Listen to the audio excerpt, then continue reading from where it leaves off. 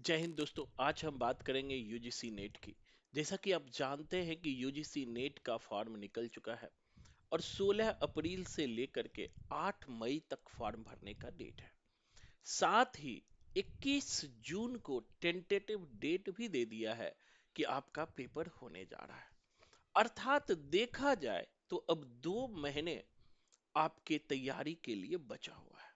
तो इन 2 महीने में हमारी क्या रणनीति होनी चाहिए, उसी की चर्चा करेंगे। साथ ही हम कौन से टेक्निक का यूज करें जो इतने कट ऑफ को हम चेस कर सकते हैं। जैसा कि आप जानते हैं कि पिछली बार यूजीसी नेट का कट ऑफ 218 गया था। तो हमारी कौन सी रणनीति हो जो 220 को पार कर जाए। तो इसके लिए कुछ पिछले 10 साल के एक्सपीरियंस जो हमारा है, और जब हमने 8 से 10 हजार क्वेश्चन का एनालिसिस किया पिछले 10 साल में, जो सवाल पूछे गए हैं उनका जब हमने अध्ययन किया, तो मैं कुछ निष्कर्ष पे पहुंचा हूं। उसी की चर्चा करेंगे। पूरी वीडियो को ध्यान से देखिएगा। अगर पहली बार देख रहे हैं तो वीडियो देखने के बाद अगर पसंद आए तो लाइक करना, नहीं तो डिसलाइक कर सकते हो। तो दोस्तों, दो पेपर है। एक तो है प्रथम पेपर। जैसा कि आप देखते हैं कि 2019 के बाद प्रथम पेपर का स्ट्रेटजी बिल्कुल चेंज हो चुका है। प्रथम पत्र में अब बहुत स्टैंडर्ड क्वेश्चन पूछ रहा है, चाहे वो कंप्यूटर का हो, चाहे वो इन्वायरमेंट का हो, चाहे वो टीचिंग एप्टीट्यूड का हो, चाहे वो रिसर्च का हो, चाहे वो डीआई का हो, चाहे वो मैथ का हो, चाहे वो रीजनिंग का। पूरे 10 यूनिट पर अगर आपने अभी से रणनीति के साथ काम किया तो आप जरूर अच्छे स्कोर प्राप्त करोगे और 220 लक्ष्य को चेस कर लोगे। इसके लिए करना क्या है, तो जो हमारी रणनीति है उसी की चर्चा करूंगा। सबसे पहले तो करना क्या है, क्वेश्चन की प्रकृति को देखना है, नेचर को देखना है। मैं भी वही काम कर रहा हूं। केवी कैंपस ऐप अभी लॉन्च हुआ है। 8 से 10 हजार ऐसे क्वेश्चन करवा रही है जो बार बार एग्जाम में पूछ रहा है, जहां से बार बार आपसे सवाल गलत हो रहा है, उसी का एनालिसिस हम कर रहे हैं। तो करना क्या है, आपको पिछले 10 साल के क्वेश्चन को एनालिसिस करना है और एनालिसिस करते हुए देखना है। एक उदाहरण मैं लेता हूं, जैसे आप कंप्यूटर का क्वेश्चन है, आईसीटी का क्वेश्चन है, तो आपको यह देखना है क्या परिवर्तन आया है। कम से कम 2019 से 20 में क्या परिवर्तन आया, 20 के जून में क्या परिवर्तन आया, दिसंबर में क्या परिवर्तन आया। इस तरह से दिसंबर 2024 तक जो पेपर हुआ है, उन पेपर में एनटीए ने क्या क्या परिवर्तन लाया। इसी तरह एनालिसिस 10 यूनिट का कीजिए।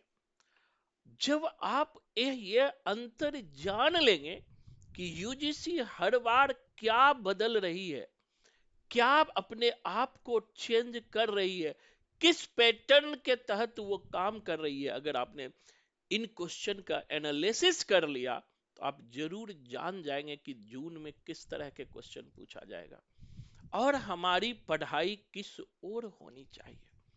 मैं इस पर बार बार प्रयोग करता हूं। आप में से जो ये काम करोगे, रिजल्ट 100% होगा। मैं ये नहीं कहता हूं कि आप मेरे पास पढ़ो या मेरे ऐप से जुड़ो, लेकिन आप खुद भी पास करो। दोस्तों, बार बार असफल होना बहुत दुख की बात होती है।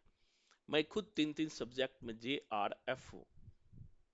मैं जानता हूं असफलता का दर्द क्या होता है। तो अभी भी आपके पास 2 महीना है। हर क्वेश्चन को एनालिसिस कीजिए, हर क्वेश्चन के पैटर्न्स को एनालिसिस कीजिए और समझने का प्रयास कीजिए क्वेश्चन कह क्या रहा है। अधिकतर बच्चों को मैं जानता हूं कि कॉमन पेपर को में क्वेश्चन ही नहीं समझ पाते। 20 से 25 से ज्यादा क्वेश्चन वो समझते ही नहीं है। तो फिर वो क्वेश्चन कैसे बना पाएंगे, क्योंकि जो अनुवाद है अंग्रेजी से हिंदी अनुवाद बहुत ही कठिन होता है। तो उनको क्वेश्चन बहुत आसान होता है, लेकिन हिंदी अनुवाद टफ होने के कारण वो आंसर तक नहीं पहुंच पाता है। तो एक तो काम ये करना है क्वेश्चन का एनालिसिस करना है 10 यूनिट का, कम से कम 2019 से 2024 तक, और देखना है क्या परिवर्तन आया है इन 5 सालों में। चाहे वो टीचिंग एप्टीट्यूड हो, चाहे वो रिसर्च हो, चाहे वो कम्युनिकेशन हो, चाहे वो इन्वायरमेंट हो, चाहे वो आईसीटी हो, चाहे वो डीआई हो, चाहे वो रीजनिंग हो, चाहे वो लॉजिकल रीजनिंग हो, इन सब में क्या परिवर्तन आया। अगर इसको देख लोगे तो विश्वास मानो, आप आराम से प्रथम पत्र में 35 से 40 क्वेश्चन कर सकते। एक तो ये काम करना है। दूसरा, जो आपका सब्जेक्ट है, किसी का सब्जेक्ट हिस्ट्री होगा, किसी का ज्योग्राफी होगा, किसी का पॉल साइंस होगा, किसी का इकोनॉमिक्स होगा, किसी का हिंदी लिटरेचर होगा। तो मैं बात कर रहा हूं, चूंकि हमें हिस्ट्री और हिंदी पढ़ाता हूं, तो इन पर ज्यादा बात करता हूं। तो दोस्तों, इनका भी वही पैटर्न अपनाना है। अब 10 साल के क्वेश्चन, क्योंकि अब इतना समय नहीं है कि आप सारे उपन्यास को लाइन बाय लाइन पढ़ो, सारे कहानी को, सारे नाटक को, सारे निबंध को, सारे अन्य गद्य विधा को, सारे जीवनी को, सारे यात्रा विवरण को, संस्मरण को। चूंकि नेट का सिलेबस और हरियाणा असिस्टेंट प्रोफेसर का सिलेबस बिल्कुल सेम है, तो दोनों इन बातों को ध्यान रखना। जो मैं कहने जा रहा हूं, जो नेट भी दे रहे हो या हरियाणा असिस्टेंट प्रोफेसर का भी पेपर दे रहे हो, मैं जानता हूं कि आप मेरे पैटर्न पे बहुत कम चलोगे या सुनना भी पसंद नहीं करोगे, क्योंकि आजकल बच्चे अपने आप में परिवर्तन नहीं लाना चाहते हैं, पुरानी परंपराओं पर चलते रहते हैं और बार बार असफल होते हैं। मैं जो ये बात कह रहा हूं, बड़े ही दिल से कह रहा हूं, और पिछले 11 साल के शिक्षण अनुभवों से कह रहा हूं। सैकड़ों बच्चे हमारे यहां से पास हुए हैं, जिन्होंने हमारी रणनीति को अपनाया। अगर आप भी रणनीति को अपनाएंगे, तो आपको भी भारत की कोई ताकत नहीं है कि सफलता से दूर रख सके। तो अब करना क्या है, तो 10 साल के क्वेश्चन लेना है। कहानी, पहले तो हिंदी साहित्य का संपूर्ण इतिहास आपके टिप्स पर होना चाहिए। आज भी 50% के अराउंड ऑब्जेक्टिव पूछ रहे हैं, तो इसीलिए हिंदी साहित्य का संपूर्ण इतिहास, इंडियन, वेस्टर्न या भाषा, सब टिप्स पर होना चाहिए।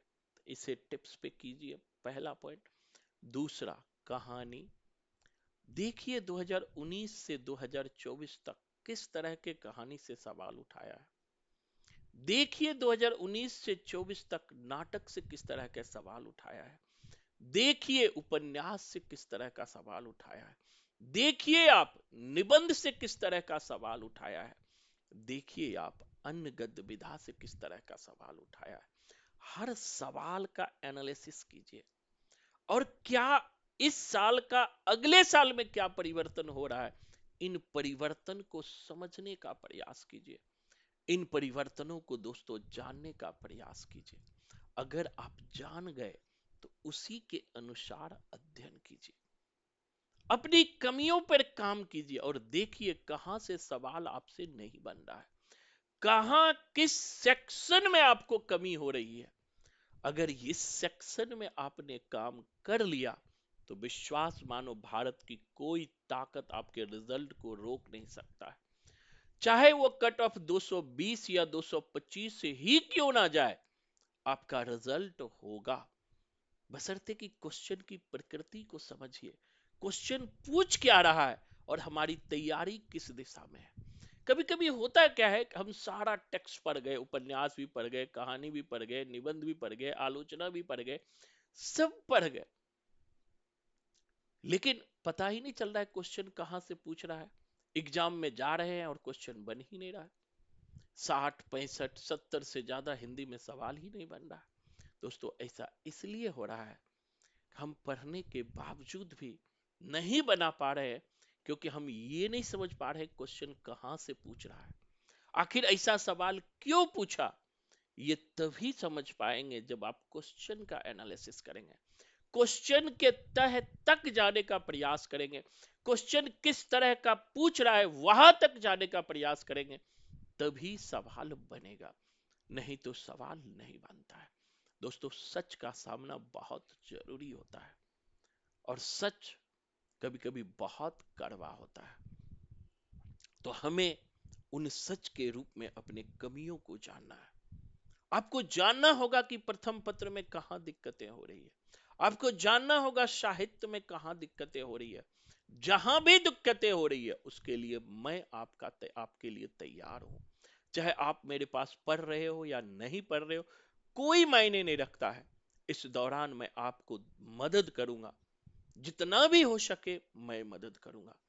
लेकिन जून के पेपर क्वालिफाई कीजिए। असफलता का दर्द बहुत तीखा दर्द होता है, अंदर से बहुत दुख होता है। तो मैं नहीं चाहता हूं कि कोई भी बच्चे बार बार एक ही एग्जाम में असफल हो।